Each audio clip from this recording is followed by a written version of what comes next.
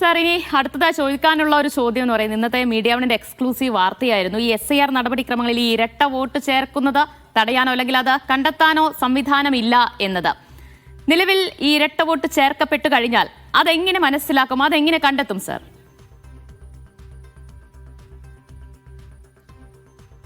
Okay, നിലവിലുള്ള ഒരു സംവിധാനം വെച്ചിട്ട് ഇപ്പോൾ നമ്മൾ ഈ SIRയുടെ കാര്യം തന്നെ ഞാൻ പറയാം. ഇപ്പോൾ താങ്കൾ പറയുന്നത് 2 സ്ഥലത്ത് ഒരാൾക്ക് വോട്ടുണ്ടെന്നുള്ളതല്ലേ? അതെ, 2ഇടത്ത് താമസിക്കുന്നവർക്ക് എന്യൂമറേഷൻ ഫോം ലഭിക്കുന്നു, അത് അവർ ഫില്ല് ചെയ്ത് കൊടുക്കുന്നു. അപ്പോൾ അതൊരു ഇരട്ട വോട്ട് ചേർക്കപ്പെടുകയല്ലേ അവിടെ ചെയ്യുന്നത്? അതെ, അതിലെ ഇപ്പോൾ സംവിധാനം ഉള്ളത് 2 സ്ഥലത്ത് ഒരാൾ, അത് ഞാൻ ഒരു ഹൈപ്പോത്തറ്റിക്കൽ സിറ്റുവേഷൻ ആണ് പറയുന്നത്. 2 സ്ഥലത്ത് ഒരാൾ മിസ്റ്റർ എക്സിന് 2 സ്ഥലത്ത് വോട്ടുണ്ട് എന്ന് പറയാം, ഹൈപ്പോത്തറ്റിക്കൽ സിനാറിയോ. അവിടെ 2 സ്ഥലത്ത് ഈ എനുമറേഷൻ ഫോം BLO അത് ഡൗൺലോഡായി ചെയ്തപ്പെടും. കാരണം എല്ലാ എനുമറേഷൻ ഫോംസ് BLOമാർ കൊടുക്കണം. ഇത് വേറെ വേറെ ബൂത്ത് ആയിരിക്കുമെന്ന് നമുക്ക് വിചാരിക്കാം. ഈ ആൾക്ക് അറിയാം 2 സ്ഥലത്ത് ഈ എനുമറേഷൻ ഫോം ഒപ്പിട്ടിട്ട് തിരിച്ചു തരണമെന്നുള്ളത് ബോധ്യപ്പെട്ട ശേഷമാണ് ഈ ആള് 2 സ്ഥലത്ത് വോട്ട് ചേർക്കാൻ പോകുന്നുണ്ടെങ്കിൽ അവിടെ ഒരു ക്ലോസ് ഉണ്ട്. നമ്മൾ ഈ ആള് 2 വോട്ട് ഉള്ളതായിട്ട് നമുക്ക് കാണാൻ പെടുവാണെങ്കിൽ അവിടെ ഒരു സെക്ഷൻ 31 അനുസരിച്ചിട്ട് ഒരു നിയമം, ഒരു ആക്ഷന്, ലീഗൽ ആക്ഷൻ ഇയാളുടെ എതിരെ നമുക്ക് എടുക്കാൻ പറ്റും. അതിലെ ഫൈന്, ശിക്ഷ അടക്കം എല്ലാ പ്രൊവിഷൻസ് ആ സെക്ഷൻ 31-ലുണ്ട്. അതിൽ പറയുന്നത് എനിക്ക് ബോധ്യമുണ്ട് ഞാൻ ഒരു സ്ഥലത്ത് മാത്രമാണ് വോട്ട് രേഖപ്പെടുത്താൻ പോകുന്നത്, 2 സ്ഥലത്തില്ല എന്നുള്ളത് ഒരു ഡിക്ലറേഷൻ അവിടെ കൊടുക്കണം. സോ അങ്ങനെ കൊടുത്ത ശേഷം ഇപ്പോൾ നമ്മൾ ഈ ഫോം 2 ഫോം അപ്ലോഡ് ചെയ്തു എന്ന് വെക്കാം. അപ്ലോഡ് ചെയ്ത ശേഷം ഇതെല്ലാം സെൻട്രലൈസ്ഡ് ഡേറ്റാബേസ് ആണ്. നമ്മുടെ ആർട്ടിഫിഷ്യൽ ഇന്റലിജൻസ് ടൂൾസ് വെച്ചുകൊണ്ട് നമുക്ക് കുറേ ഈ ഫസി ലോജിക് നമുക്ക് കണ്ടെത്താൻ സാധിക്കും. അതായത് ഡെമോഗ്രാഫിക് സിമിലർ എൻട്രീസ് എന്ന് നമ്മൾ പറയും. പേര്, ഒരു സിമിലർ ആയിട്ടുള്ള പേര്, ഇല്ലെങ്കിൽ സിമിലർ ആയിട്ടുള്ള ഒരു ജെൻഡർ, സിമിലർ ആയിട്ടുള്ള ഏജ്, സിമിലർ ആയിട്ട് അച്ഛനുടെ അമ്മയുടെ പേരുകൾ, അതെല്ലാം വെച്ചിട്ട് നമുക്കൊരു ഫസി ലോജിക് വെച്ചിട്ട് ഡെമോഗ്രാഫിക് സിമിലർ എൻട്രീസിന്റെ ഭാഗമായിട്ട് ഒരു സിമിലർ ആയിട്ടുള്ള എൻട്രീസ് ഇങ്ങനെ 2ഓ 3ഓ ഉണ്ടോ എന്നുള്ളത് നമുക്ക് കണ്ടെത്താൻ സാധിക്കും. അതുമൂലം വെരിഫിക്കേഷൻ ചെയ്യുന്ന സമയത്ത് നമുക്ക് കൃത്യമായിട്ട് ആക്ഷൻ എടുക്കാനും സാധിക്കും. അതാണ് ഒരു ഓപ്ഷൻ.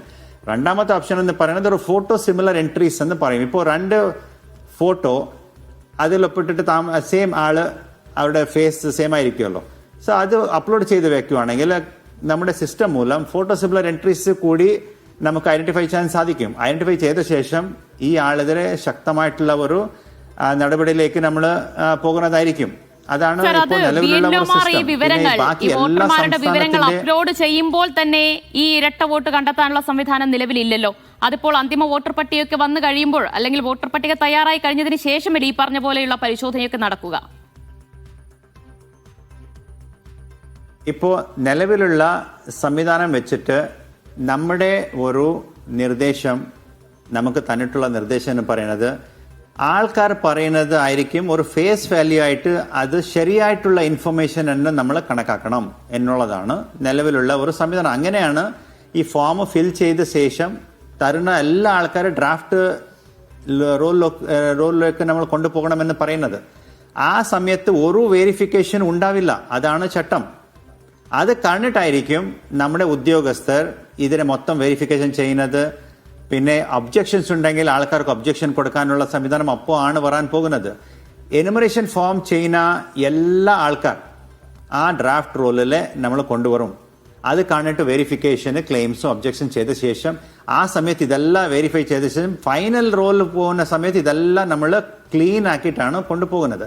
അതിന് വേണ്ടിയിട്ട് തന്നെയാണ് ഈ ക്ലെയിംസും ഒബ്ജക്ഷൻസ് കാര്യങ്ങളൊക്കെ ഉള്ളത്.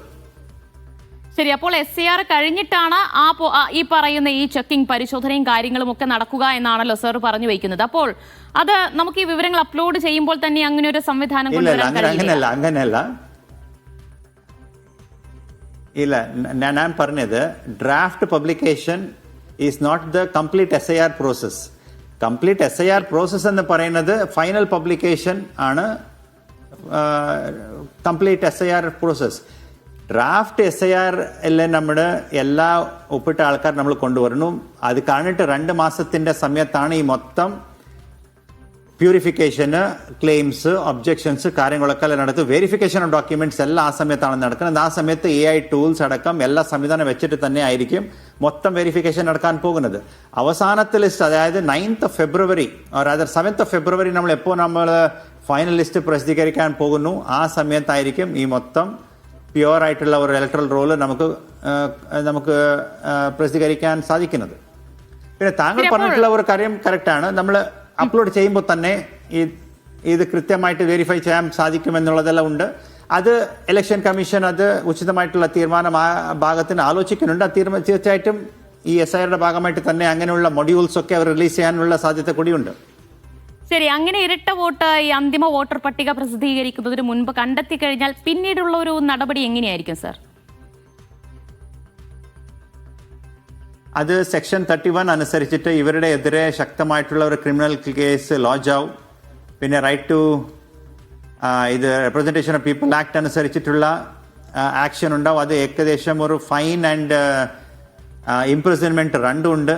പിന്നെ ബാക്കി പോലീസിന്റെ ഭാഗത്തിനുള്ള ഒരു ഫോർജറി, ചീറ്റിംഗ് കാര്യങ്ങളൊക്കെ BNSS അനുസരിച്ചിട്ടുള്ള കുറേ ചട്ടങ്ങൾ അതിൽ കൂട്ടിച്ചേർക്കും. സോ ഒരു ശക്തമായിട്ടുള്ള ഒരു ആക്ഷന് അങ്ങനെയുള്ള ആൾക്കാരെതിരെ ഉണ്ടാവും.